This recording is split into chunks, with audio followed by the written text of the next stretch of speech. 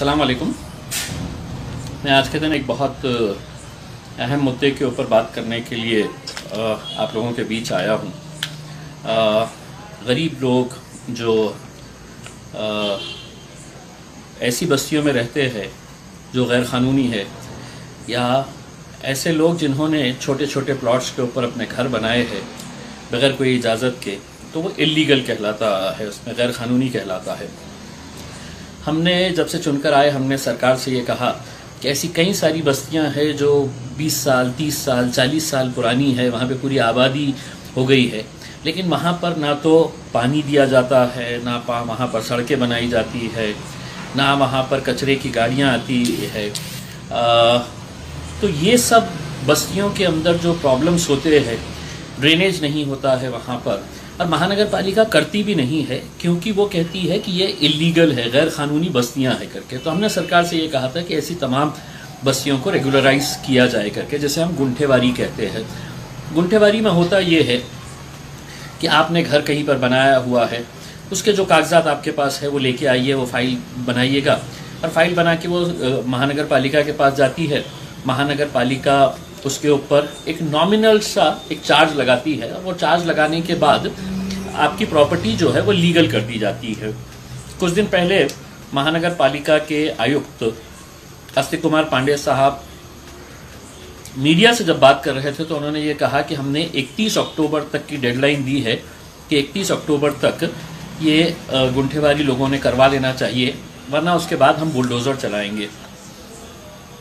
मैंने उस वक्त ये कहा था कि ये एक बहुत अच्छा सुनहरा मौका है कि लोगों ने गुंठेवारी करवा लेना चाहिए, क्योंकि इन गरीब लोगों को ये जगह कौन देता है? तो ये जगह कहीं महानगर पालिका का रिजर्व लैंड है कि जहाँ पर गार्डन बनना है, लेकिन उसको प्लॉटिंग कर दी गई है। वहाँ कोई रिजर्व एरिया है, वहाँ पे प्लॉटिंग कर दी गई है। वक्फ बोर्ड की ज़मीन है, वो बेच दी गई है, वहाँ पर पूरा हो गया है। ये बगैर कोई इजाज़त लिए हुए, कंस्ट्रक्शन का कोई काम लिए हुए, ये सब काम शुरू हो जाता है, घर बन जाते हैं, बस्तियाँ बन जाती है।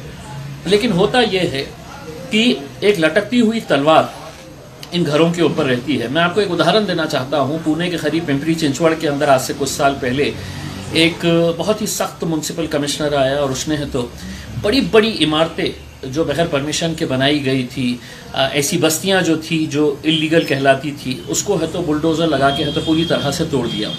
यानी कि उन गरीबों के ऊपर हमेशा ये डर और खौफ बना रहता है, एक लटकती हुई तलवार रहती है कि हमारा घर कब टूट जाएगा, कौन अधिकारी आएगा। और आपके ही अपने इलाके के अंदर कोई इस तरह का एक आदमी होता है जिसका काम यही होता है कि आपको डर बनाए रखना, और वो डर के ज़रिए है तो अपना धंधा दुकानें चलाए रखना। उसको ये रहता है कि देख, तेरी बस्ती जो है, ये तेरा घर जो तूने बनाया है, ये इल्लीगल है, ये कभी भी महानगर पालिका तोड़ सकता है। इसलिए वो बेचारे गरीब जो है वो कहीं ना कहीं डरे हुए रहते हैं, सहमे हुए होते हैं। हमने जब सरकार से ये कहा कि गुंठेवारी लागू कर दी जाए इन इलाकों के अंदर, तो सरकार ने उसको माना, और ये गुंठेवारी औरंगाबाद महानगर पालिका के अंदर भी लागू की गई है। अब सवाल ये पैदा होता है कि बहुत सारे लोग कहेंगे कि हम तो इतने साल से रह रहे हैं, हमारा क्या होने वाला है, हम क्यों कराए गुंठेवारी करके। ये सवाल बहुत सारे लोग करते हैं और आगे भी करते रहेंगे। इनको बहकाने भड़काने वाले वो लोग हैं जो आपके अंदर डर पैदा करके आपके ऊपर एक हमेशा एक लटकती हुई तलवार रखना चाहते हैं। प्लॉट क्या होता है, 20 बाई 30 का प्लॉट होता है, उसके ऊपर वो बेचारा घर बना लेता है, कोई तो भी उसको लाकर बेच देता है। वहाँ पर कोई सुविधाएं नहीं रहती है, वहाँ पर ड्रेनेज का मसला रहता है, पानी वहाँ पर नहीं आता है, रोड नहीं बनाए जाते हैं, क्योंकि महानगर पालिका खुला कहती है कि ये सब गैर कानूनी है, इलीगल है, हम कभी भी इसे तोड़ देंगे करके। अब अगर ये मौका आया है कि हमको इसको रेगुलराइज करना है, तो रेगुलराइज कैसे किया जा सकता है? एक बहुत आसान तरीका है। उस गुंठेवारी के ज़रिए यहाँ पर यह किया जाएगा कि आपको महानगर पालिका ने 52 ऐसे एजेंसीज अपॉइंट किए हैं। वो एजेंसीज के पास आपको जाना है, और आपको वहां पर क्या ले जाना है, तो आपका आधार कार्ड ले जाना है। अगर आपका वहां पे लाइट बिल आता है तो लाइट बिल लेके जाने का है। जमीन आपने किससे खरीदे है, अगर उसका कोई डॉक्यूमेंट है, चाहे वो बॉन्ड पेपर पे क्यों ना हो, वो अगर कोई डॉक्यूमेंट है तो वो, अगर उसके ऊपर टैक्स बैठ गया है तो तो इसका मतलब टैक्स बैठ गया है, इसका मतलब ये नहीं है कि वो कानूनी हो गई है करके। उसके बावजूद भी आपको है तो गुंठेवारी करवाना रहता है, और 100-100 रुपये के 2 बॉन्ड पेपर लगते हैं। तो ये सब चीज़ें आप ले जाके वो 52 जितने भी एजेंसीज हैं उनमें से किसी के पास भी दे देना। आपको है तो कोई पैसा वहाँ से लिया नहीं जाएगा। वो फाइल बनाने की जिम्मेदारी ये 52 एजेंसीज को दी गई है। वो आपके तरफ से वो फाइल बनाएंगे, महानगर पालिका को देंगे, और महानगर पालिका के फिर अधिकारी वहाँ पर आके सर्वे करेंगे, देखेंगे प्लॉट साइज कितना है।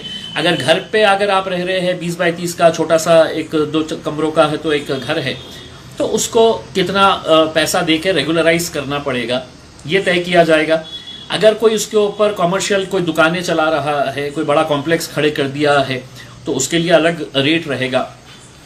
अब लोगों के मन में एक सवाल है कि साहब हम पैसा कहाँ से लेके आए। अगर समझ लीजिएगा छोटी सी प्रॉपर्टी है और उसको रेगुलराइज करने के लिए 25,000 रुपये लग रहे हैं, तो मैं भी समझ सकता हूँ कि आज के इस दौर के अंदर 25,000 रुपये भी किसी गरीब के पास से निकालना बहुत मुश्किल बात है। हमारा ये कहना है कि कम से कम आप आइए, अपनी फाइल तैयार करिए।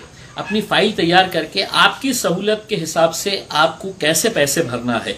अगर समझ लीजिएगा आपको 25,000 रुपये दे के अगर आपकी प्रॉपर्टी लीगलाइज हो जाती है, उसका फ़ायदा क्या होगा?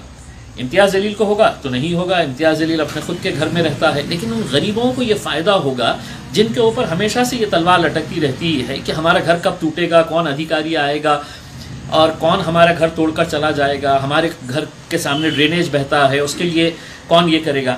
अब ये जब गुंठेवारी आएगी, अगर किसी इलाके के अंदर है तो अगर कोई गुंठेवारी के अंदर 50 लाख रुपये जमा होते हैं, 1 करोड़ रुपया जमा होता है, वो पूरा का पूरा पैसा जो है वो उसी इलाके के अंदर इस्तेमाल किया जाएगा। आपको ड्रेनेज के लिए बोलिएगा, रोड के लिए बोलिएगा करके। अब एक सवाल ये है कि कमिश्नर साहब ने ये कहा है कि हम बुलडोज़र चला देंगे। हम कमिश्नर साहब से ये कहेंगे कि अचानक इतने सालों के बाद लोगों को आप कहेंगे कि 1 महीने के अंदर, 2 महीने के अंदर रेगुलराइज कर ले, तो थोड़ा सा समय लगेगा, क्योंकि हमारे आंकड़ों के हिसाब से औरंगाबाद में कम से कम 30 से 40% ऐसे इलाके हैं जो गुंठेवारी के हकदार है, बनना चाहिए, जो इलीगल उसके ऊपर है। तो थोड़ा सा वक्त बढ़ाकर दें। वो थोड़ा सा वक्त बढ़ाकर देने के लिए हमने कमिश्नर साहब से और सरकार से अनुरोध किया है। दूसरा हमने ये अनुरोध किया है कि आप कहीं ना कहीं जो लोगों को पैसा देकर करना है, तो किसी के पास आज 25,000 रुपये नहीं निकलेंगे, या जो भी किसी के पास 20,000 हो, 25,000 हो या 30,000 हो, घर का जितना बड़ा है उस हिसाब से, तो उसमें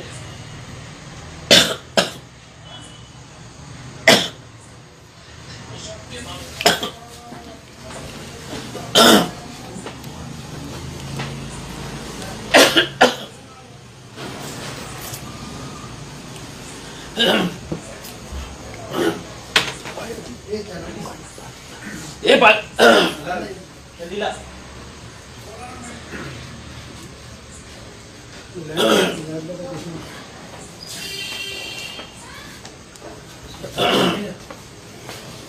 इधर खड़े रहे।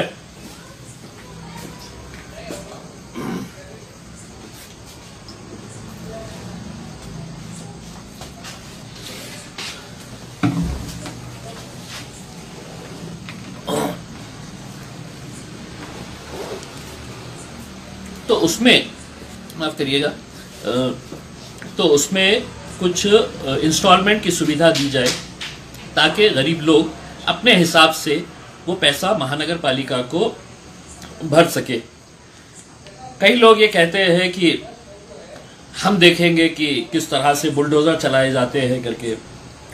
कई लोगों ने ये कहा कि इम्तियाज़ जलील बुलडोज़र चलवाना चाहता है, इसका फ़ायदा किसको होगा?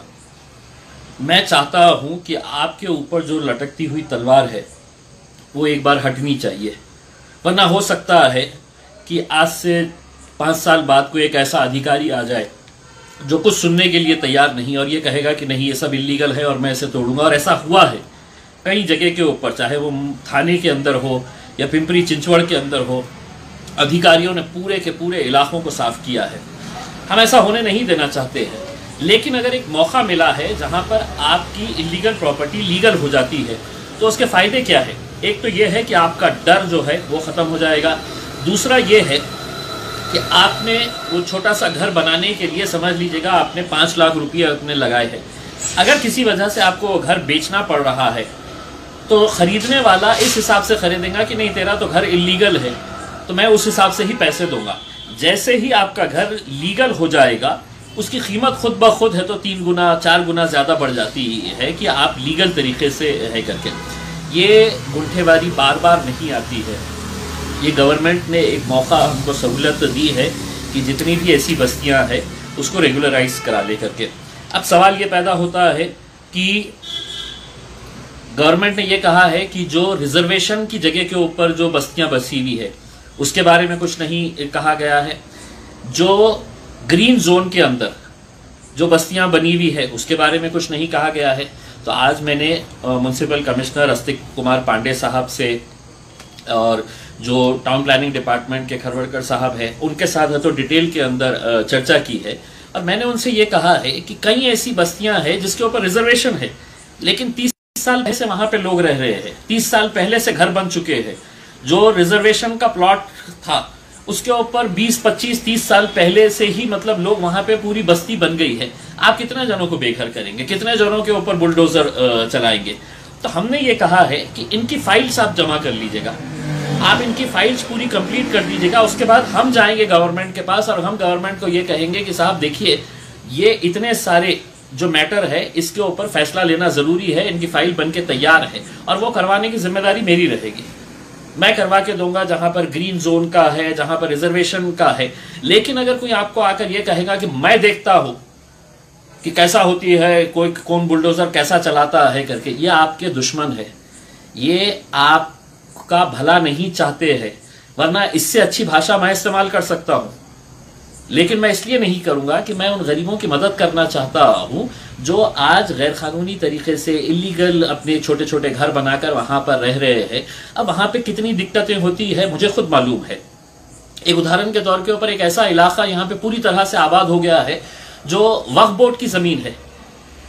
अब वो बेचारों ने खरीद लिए है, जिन साहब ने बेचे हैं उनको कोई इख्तियार नहीं है वक्फ की जमीन बेचने का। अब वो वक्फ की जमीन को अगर हमको रेगुलराइज करना है, क्योंकि ये पूरा इलाका बन गया बस गया है वहां पर, तो मैं वक्फ बोर्ड का मेंबर की हैसियत से मैं ये कहूंगा कि मैं ये प्रस्ताव डालूंगा कि इसका रेगुलराइजेशन के लिए एनओसी हमको दे दिया जाए। लेकिन मैं उन लोगों को ये कहना चाहूंगा कि जिन्होंने तुमको ये जमीन बेचे है जो गैर कानूनी तरीके से, ये तुम्हारी जिम्मेदारी होती है कि उसके ऊपर FIR रजिस्टर करवाए, क्योंकि तुम्हारे साथ धोखा किया गया है। वक्फ की जमीन बेची नहीं जा सकती है, किसने बेचा है तुमको ये तुमको पता करके उसके खिलाफ। और अगर वक्फ बोर्ड की एनओसी लेना है तो वक्फ बोर्ड के अंदर भी थोड़ी बहुत फाइन देनी पड़ेगी। जिसने भी तुमको ये जमीन बेची है उसको पकड़िए और उसको कहिएगा कि अब ये रेगुलराइज करने की जिम्मेदारी तेरी है करके, क्योंकि तुम्हारे से उसने करोड़ों रुपया पैसा बना लिया है जो गैर कानूनी तरीके से है। लगा तो ऐसे लोगों के खिलाफ FIR करिए जाके कि मतलब ये वक्फ बोर्ड की जमीन है तो हमको ये बेचा है करके, इसके पास कोई इख्तियार नहीं था। रिजर्वेशन और ग्रीन जोन के भी मामले के अंदर हमने कमिश्नर साहब को कहा है कि आप इसके ताल्लुक से गवर्नमेंट को प्रपोजल भेजिए। मैंने खुद ने लिखित रूप के अंदर गवर्नमेंट को भी लेटर लिखा हूं, महानगर पालिका को भी लेटर लिखा हूं और मुझे उम्मीद है कि इसके ऊपर कोई ना कोई फैसला आएगा। लेकिन मैं तमाम उन बस्तियों में रहने वाले लोगों को एक बार फिर आप लोगों को ये कहना चाहता हूँ, मैं आपकी भलाई चाहता हूँ और अगर थोड़ी बहुत अगर आपने तकलीफ करके अपने पास जो भी डॉक्यूमेंट्स अवेलेबल है, ये 52 जितने भी एजेंसीज है उनके पास जाइए, या नहीं तो हम परसों से यानी कि हम बुधवार से हमारे पास खुद एक कैंप लगाने वाले हैं जहां पर ये एजेंसीज को हम बुलाएंगे, बिठाएंगे, वहां पर आइए, महानगर पालिका के हम अधिकारियों को वहां पर बिठाएंगे और आपकी अगर कुछ सवाल है, कुछ दिक्कतें हैं तो वो वहां पर कर सकते हैं। लेकिन मैं आप लोगों से हाथ जोड़कर यही कहना चाहूँगा कि आप उन लोगों की बातों के अंदर मत आइएगा जो ये कह रहे हैं कि नहीं हम देखेंगे कि कैसा बुलडोजर। ये जो YouTube वाले 2-3 चैनल्स वाले हैं जो 500-500 रुपये लेकर है तो सिर्फ घूमते रहते हैं और ये कहते हैं कि साहब इम्तियाज़ जलील गिराने वाला है। इम्तियाज़ जलील आपका हमदर्द है। इम्तियाज़ जलील चाहता है कि आपका ज़िंदगी भर का जो एक खौफ है कि मेरा घर कब आके कौन तोड़ेगा करके, उसको अगर थोड़ी सी तकलीफ लेके अगर हम उसको रेगुलराइज करवा लेते हैं तो यकीनन आपके इलाके के अंदर अच्छा काम भी होगा, इंफ्रास्ट्रक्चर डेवलप भी होगा और आप मस्त रह सकते हैं कि मेरे को अच्छा। अब ये भी इसके अंदर ये है कि आपने घर कैसा बनाया है, महानगर पालिका के स्पेसिफिकेशन की साइड में जगह छोड़ा है क्या नहीं, आगे इतनी जगह छोड़ा है क्या नहीं, ये कुछ नहीं देखा जाएगा। आपके घर को सिर्फ रेगुलराइज करने के लिए जो डॉक्यूमेंट्स मैंने बताया है वो डॉक्यूमेंट्स लेकर जाइए। कहीं 52 जो एजेंसीज हैं उनको पकड़िए। अगर वो नहीं हो सकता है तो हम परसों के दिन आपको बताएंगे सोशल मीडिया के जरिए कि हमारा कैंप कहाँ होने जा रहा है। वो एजेंसीज को हम भी बिठाएंगे, लेकिन इसका फायदा उठा के लीजिए। बस मैं यही कहने के लिए आप लोगों के बीच में आया हूँ, क्योंकि बहुत सारे गरीब लोग परेशान हैं और बहुत सारे गरीब लोगों को परेशान करने के लिए वहाँ के जो एजेंट होते हैं वो ये कहेंगे कि आपको कि साहब इसको अपने को करवाने के लिए 10,000 रुपये लगेंगे, 15,000 रुपये लगेंगे, 20,000 रुपये लगेंगे करके ये बीच में एजेंट जो दलाली करने का काम कर रहे हैं। एजेंसीज को आपका पैसा देना नहीं है, सिर्फ आपको जो रजिस्ट्री के पैसे देने का है, उतना पैसा जो 100 रुपये का बॉन्ड लगता है वो देने का है। और उसके बाद महानगर पालिका की टीम आएंगी, वहां पे आपका इंस्पेक्शन करेंगी, आपका कितना प्लॉट है वो हिसाब से है तो आपका कैलकुलेशन करके दे देंगे। अब ऐसे मौके पे मुझे ये भी मालूम है कि एक साथ हम कोई भी पैसा दे नहीं सकते हैं। उसके बाद आप महानगर पालिका को एक पत्र लिखना कि मैं है तो ये 5 इंस्टॉलमेंट के अंदर देना चाहता हूँ, 3 इंस्टॉलमेंट के अंदर देना चाहता हूँ, लेकिन मेरा रेगुलराइज कर दे। इसके लिए भी मैं महानगर पालिका आयुक्त को ये विनंती करूंगा कि ऐसे लोग जो करवाना चाहते हैं, जो गरीब है, उनके लिए ये सहूलत दी जाए कि एक साथ पैसा अगर वो नहीं भर सकते हैं तो उन्हें इंस्टॉलमेंट के तौर के ऊपर उनको किस्तों के जरिए है तो ये पैसा वसूल किया जाए। इसका फायदा महानगर पालिका को भी होगा और साथ ही साथ वो लोगों का जो इलीगल तरीके से आप जो कहते हैं कि इलीगल बस्तियां हैं उनको भी कहीं ना कहीं राहत मिल जाएगी। तो मैं उम्मीद करता हूँ उन एजेंटों के और उन नेताओं के बातों के अंदर मत आइए जो आपको ये कह रहे हैं कि मैं देखूंगा कि तुम्हारा बुलडोजर कैसा चलता है करके। ये आपके ऊपर डर और खौफ का माहौल हमेशा जिंदा रखना चाहते हैं। और मैं चाहता हूं कि आप अपने 2 कमरे के मकान के अंदर क्यों ना रहे, लेकिन खुददारी से रहे और बिना किसी डर के रहे कि नहीं अब ये मेरा घर है और मेरे घर को कोई हाथ नहीं लगा सकता है। बहुत बहुत शुक्रिया।